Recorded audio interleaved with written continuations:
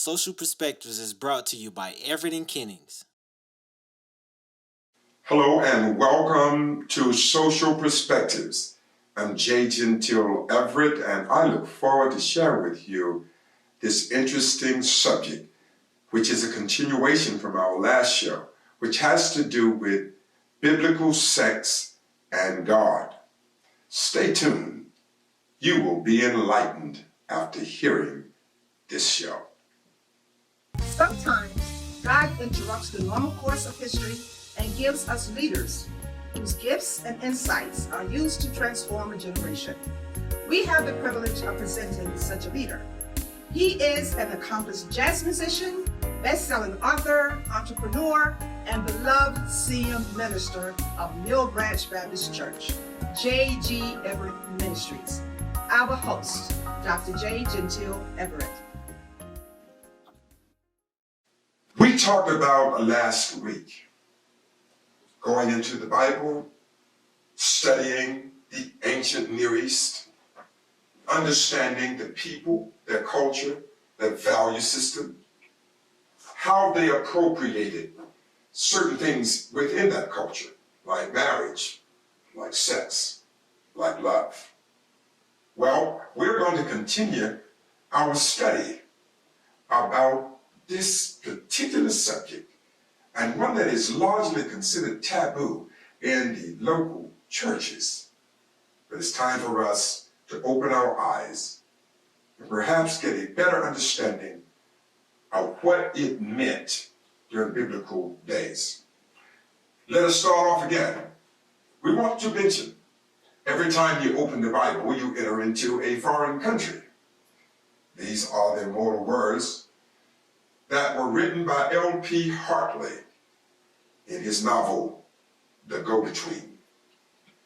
What he was trying to share, every time you open the Bible at any different point in that Bible, wherever it is, you open it and you enter a foreign country. This is why it's important, before we start to interpret the Bible as we read it, we need to first pause and make sure we're able to get some understanding of the culture of the writers and the readers, because that's paramount in trying to ascertain the true meaning of the text. Let us go into marriage. As we move into the New Testament, we will come to find out that polygamy was still practiced. And then all of a sudden, Jesus comes and he brings us a new understanding. Perhaps Jesus gives meaning to the original intent. The original intent of marriage appears to be one where there was a man, Adam, or Adam, and Eve. We have to understand the circumstances out of which they emerged on the earth, because it was most unusual. Adam and Eve would be the first two people to be on the earth that did not have neither earthly father nor earthly mother. Now that's why when we read in Genesis 2:24, where it is believed that Adam and Eve said these words, we would have to believe that they probably were written by perhaps Moses, who is attributed to writing the book of Genesis. But we're led to believe that these words actually came from Adam and Eve, but they would have to be questionable at best, because the text reads, "For this reason, a man shall leave his mother and his father, and shall cleave unto his wife, and the two shall become one." Well, the reason why that has to be questionable, because Adam and Eve did not have earthly parents. If they did not have earthly parents, it's hard to understand how they would even know to write about that. That's why we would have to agree, concur with the idea that would have to be attributed to another writer. Well, now we're talking about marriage. We're trying to bring it into our world. Man married to woman. Woman married to a man. Where did it come from? Well, we got a reference. It came from what we believe the book of Genesis teaches. It teaches us that God made Adam a man and he made Eve. And as time moved along, this became a part of the culture of everybody who was exposed to this kind of religious thinking and these religious ideas. Marriage would be between a man and a woman. I can't help but to share with you, whether you believe in same-sex marriage or not, all I do want to say to you about that, these are cultural understandings. They're not going to be anything other than cultural understandings, because down the line, as we move into the medieval period, as we prepare to go to the Reformation period, they did have men that married other men. And that became a part of that culture. But they would marry other men because of many other reasons. Sometimes it would be business. Largely, it was about business. See, that somehow or other found its way into the cultural landscape of many people during that medieval period. So all I am saying is, make sure when you look at the Bible that you pay close attention to the culture. Because in the Old Testament, the culture was permissive for a man to be married to more than one woman. It's called polygamy. That was just a normal practice and part of that cultural understanding. Marriage, like everything else, have gone through changes. And because of that, different cultures attach different understandings, nuances to terms. And that's something that we'll never be able to get around. So before you take the Bible and you just read it and you just take it in terms of a literal interpretation, if you take everything literally and you throw away metaphors and if you throw away similes, you're going to find yourself unable to accurately interpret that passage, because writers use these kinds of tools throughout the Bible to get a point across, because there were even words and ideas that you did not speak openly about even during that time. Stay tuned. We'll be right back. I've been feeling like this my last chance on. What's up, world? It's Rough Guy Rhymes, the leader of the Dream Big lifestyle, and I'm here to tell you to dream big. When your ministry is ready to expand and grow, and you are in need of financing, before you go anywhere, give Everett & Kennings a call. With minimal information, Everett & Kennings can have you financed in 1 to 2 days. The interest rates are at an all-time low, and no credit checks are necessary. No personal guarantees. This company is owned by ministers who understand vision, and they have loan programs for any situation. Construction or renovation, they have the funds to do your deal. You can call them at 877-320-0115, 24 hours a day, and they have staff to direct you. Everett & Kennings, your one stop for all your ministry financial needs. Their motto is, pastors bring the message, we'll bring the money for ministry. Welcome back to Social Perspectives. We're continuing our study on biblical sex and God. Now we're going to move, in this segment, we're going to move to how we understand adultery versus how perhaps it was presented in the Bible. We might be astonished at what we find. Let's consider what adultery is. Adultery is simply having relations outside of the bonds of marriage. That's what we consider adultery to be. Well, the question is, what are the bonds of marriage? That's the question.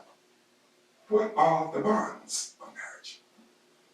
You see, too many people believe that marriage is based on the idea or the concept that you have a legal document from the clerk of superior court or the register of deeds, and you have this document up on a wall that says that these two people are legally married. Well, the question is, legally married, but are they spiritually married? That's the real question. I've often told couples that I have married, you have to have 3 people involved in a marriage, not 2. It has to be 3. Man, woman, and God. If you don't have God, you're going to have moments when both man and woman don't even feel like they can tolerate the other. That's why the presence of God is so important. So if adultery is having relations outside of the bonds of that relationship or that marriage, what about adultery within that marriage? In the house. You're married to that person. Your name and that person's name is on the wall. You all got this marriage license from the courthouse. The state, whatever state you're in, have accepted this as a legal relationship, a legal institution. Question is, it might be legal, but is it divine? Did God put you together? Or was it something you decided to do on your own? There are some instances that I've counseled people where I've been told that they are married to this person legally, but they have no affection for them. They have affection for someone else. And they've come to me to ask me, how do they reconcile the two? Because when they got married during a time in their life where before they had a relationship with God. They got married during a time when they were young and they were kind of cavalier, not very mature, did not have any real religious cognition, had no relationship with God, had no interest in being connected to the divine. But then somewhere along the way, they had an apocalyptic moment. They had a great epiphany. And this epiphany revealed to them that they needed God. And when they developed this relationship with God, they started to see more clearly some of the mistakes that they had made. They wanted to know, if God didn't put us together, am I bound to that relationship? I'm not in any position to tell anybody what they should do or what they should not do within their relationship. But I will tell you this. I found out that every 2 people that might be living together, that might have a license on the wall from the state of whatever state they're from, is not necessarily married. Just because they have the license. A license will not marry. Hearts marry. Not paper. Hearts. A loveless marriage. The real question that I want to raise is a loveless marriage a marriage at all? Is it possible to have a legal marriage but not have a spiritual connection? Therefore, if a loveless marriage continues to exist and you continue to have relations with that person, is it possible that you're committing adultery in the house? If love is supposed to be the nucleus marriage, if the nucleus is no longer there, it appears to me that the entire membrane or cell is altered. Ergo, it is no longer what it was intended to be. The next question. If you are in a marriage where you need in your own psyche or in your own being, if you seem to need the presence of another person, you need to have a substitution for you to be happy to go back home. Then the adultery that you commit, is it all of a sudden an act that gives you outlet and then allows you to go back to your loveless marriage? People do all of these things all the time. It's sad, but it's the reality. Lastly, what about an open marriage? That seems to be a part of our current culture. An open marriage where people are free to explore other people, bring other people within the privacy of their marriage. What about the Christian? Does that make that person all of a sudden irreligious, or he's no longer spiritual, he's no longer a Christian? Is it because this act or this appetite, does an appetite strip you of your Christian banner? Or are we simply the recipients of a culture that's been handed down to us, and it is out of that culture that we frame our understanding and our ideas of marriage? All I am saying, marriages mean different things in different cultures. And before you spend time running people down about whatever appetite they may have, I just simply ask you to be patient and let people grow into where they are growing. And let everybody find their way. Because I want us to know culture does not save us. God does. Stay tuned. We'll be right back.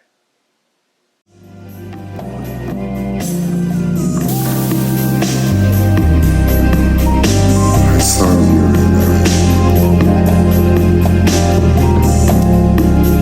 I didn't even know your name.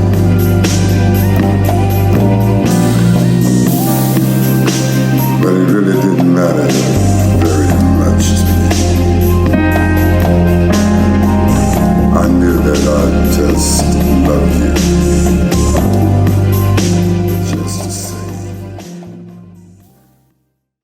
Welcome back to our final segment on Social Perspectives. We're talking about biblical sex and marriage, how God views it. A few years ago, I had the privilege of going to a city to do a workshop on marriage. It was a very interesting experience for me. They were only clergy there. So there was a lot of ministers and their wives from various places. And there I was to give this workshop on marriage. And I was thrilled to go there. When I got there, we went through many different concepts about marriage and about problem marriages, and when people are not in sync and when people are not quite on the same page spiritually and the like. We got through those pretty good. But then I presented this example. I gave them this exercise, and this was the exercise. Suppose you are a pastor or just a church leader, and you are a man and you have a wife, and you get a phone call at 2 a.m. in the morning, and the phone call is from a young woman, an attractive young woman who's unmarried, She's having a meltdown. She's having a hard moment. Something is wrong, and she needs you now. She needs to speak with someone now, right now. And let's say she's comfortable speaking with you. She's not comfortable speaking with you and your wife, for whatever reason. But she has a relationship with you because you're the church leader. She's a church member. Your wife is not the church leader. She's not the pastor. You are. So I said to them, what would you do? Let me tell you, when I presented that, I learned so much about the psyche of the clergy. 95% or probably 100% of them said either, if my wife can't go, I'm not going. That was one. Or I would tell her she would just have to wait till tomorrow and I will come. But none of them said that I would go and speak with the young lady. And their wives were vehement and vociferous and unequivocal. They all sang the same chorus. He is not going to be allowed to go. He cannot go. In other words, I don't care what she needs. I don't care what her problem is. If I cannot go at 2 o'clock in the morning, you're not going. This is an ungodly hour. They said it's an ungodly hour. Ungodly. So there are hours of the day that are supposed to be ungodly. Wow, I didn't know that. I said, well, I've learned something so far. I found out that there are ungodly hours. Whatever that meant. But they all said no, and these were some other reasons. I don't want to go over there and people see me going over there to this woman's house at 2 o'clock in the morning or leaving at 3 or 4 o'clock in the morning, and look at what it would do. Everybody would be talking about me being over there. That's one. The next thing, she can wait till the next day. I go over there the next day, as if to suggest that the next day, I guess because the sun was shining, you can go visit her because that's not an ungodly hour. I'm assuming that's what they're suggesting. 2 o'clock in the morning is the ungodly hour, but 2 o'clock in the afternoon, oh, that is a godly hour. My. Again, I guess God is a God of day. He's not a God of the night. So they all stood their ground, and no one dared to deviate from that consensus. The wife and the husband were on one sheet of paper. He's not going. She's not permitting him. He's not comfortable going. And then one even said, I don't want to go there and put myself in that position. What position? I'm trying to figure out what position did you put yourself? You went to visit someone. That pushed you in a position. What type of position? Or,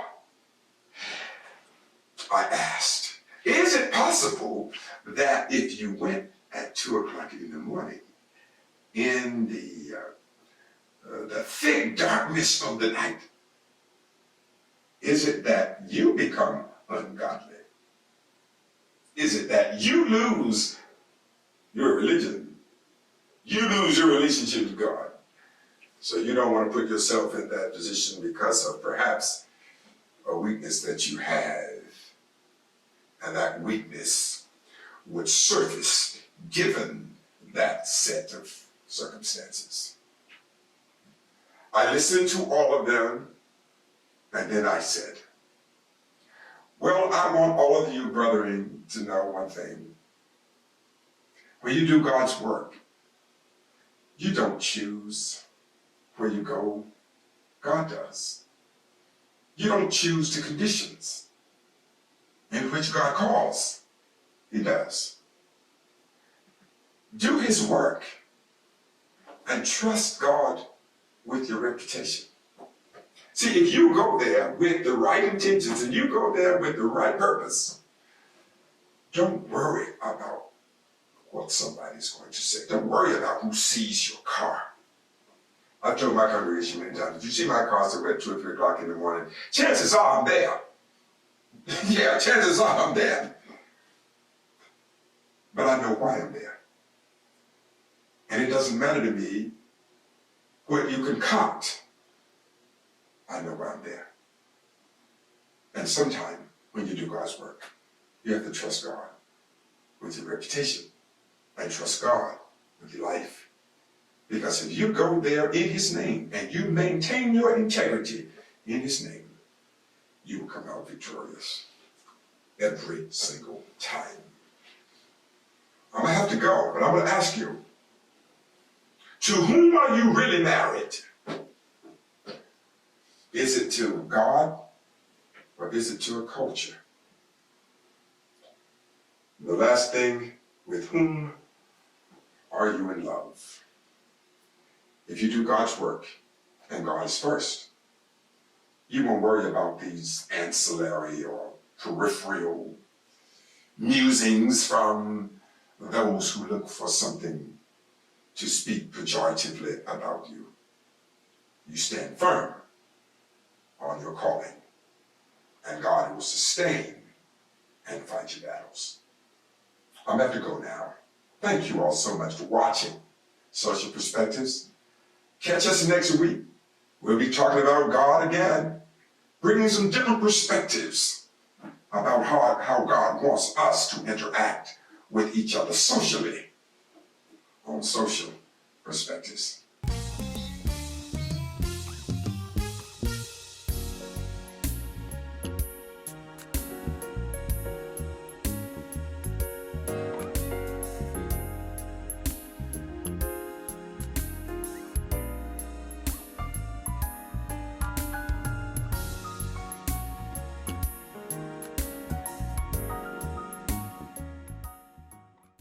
Alive Shoes proudly announces a new shoe line called the Gentile.